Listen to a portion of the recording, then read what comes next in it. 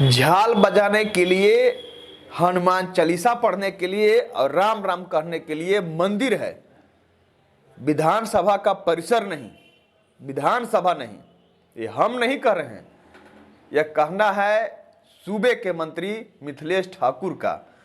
दरअसल ऐसा उन्होंने इसलिए कहा कि झारखंड विधानसभा का सत्र जब शुरू हुआ था पिछले बार, तो वहां पर विपक्षियों द्वारा हंगामा किया गया और उसी हंगामे के भेंट सदन चढ़ गया। उनके द्वारा बाहर में हनुमान चालीसा का पाठ किया गया लगातार।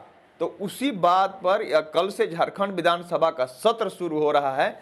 फिर से सदन बाधित ना हो, सब कोई एक साथ मिलकर जनहित की बात करे। इसी विषय को लेकर के जब उनसे हमारी बात हुई तो उन्होंने कहा कि सदन चले, सदन में बात जनहित की होनी चाहिए, कोई मुद्दे आए उस मुद्दे का हल निकले, समस्या का समाधान हो, इस बाबत चर्चा होनी चाहिए, न कि हंगामा खड़ा करना चाहिए।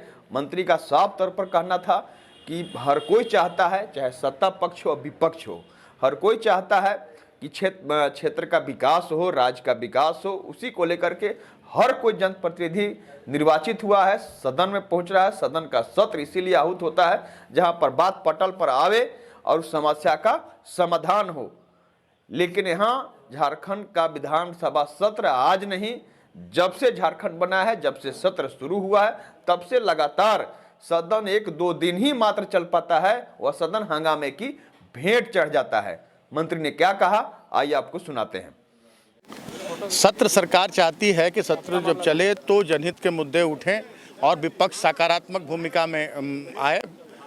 और हम बार बार कल भी माननीय मुख्यमंत्री ने अपील किया है कि जो भी सवाल राज्य हित में विपक्ष के द्वारा उठाए जाएंगे उसके लिए सरकार पूरी तरह से तैयार है उसका जवाब देने के लिए।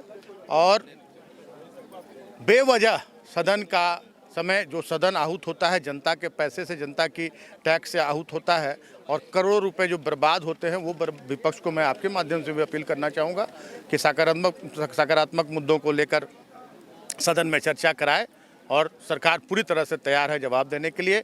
सदन की का समय अब बर्बाद नहीं करे।